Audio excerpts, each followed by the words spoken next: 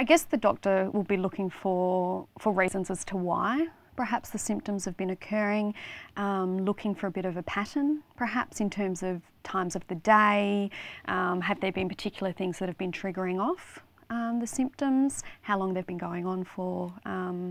Probably will look as to whether there's a family history, whether there's been any experience with hay fever or allergies, which we know are linked with asthma. So it's really important that you're honest with your doctor, you tell them what you know and what you've noticed. So when are the symptoms present? What are the symptoms that you have been experiencing? Have you noticed that there are particular things that have been triggering the symptoms? You know, any family history. There are a range of different treatments and medications available for people with asthma, depending on the severity of someone's asthma. Everyone that has asthma needs what we call a reliever medication, and what that does is relieves the symptoms when they're present. The main ones that we see are Ventolin and Asthma. Very common.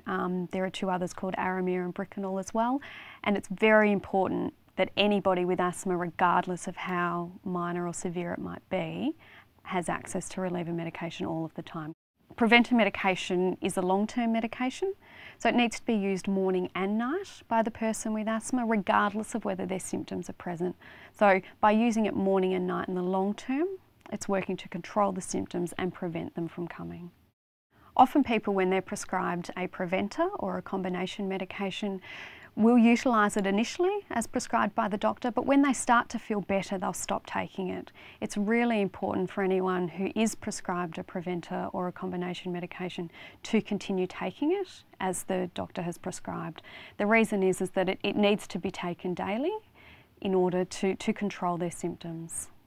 Asthma medication comes in different devices. The most common device is the puffer, which really should be used with a spacer in terms of getting the most benefit out of the medication. There are a range of other devices as well that doctors might prescribe, because different medication will come in different devices. So it's really important, because we know that 90% of people don't use their devices properly, that you make sure that you have your doctor show you how to use it. If you're still unsure, get the pharmacist to show you as well, and you can always contact your local asthma foundation and they can give you more information on the medications and the devices and how to use them properly.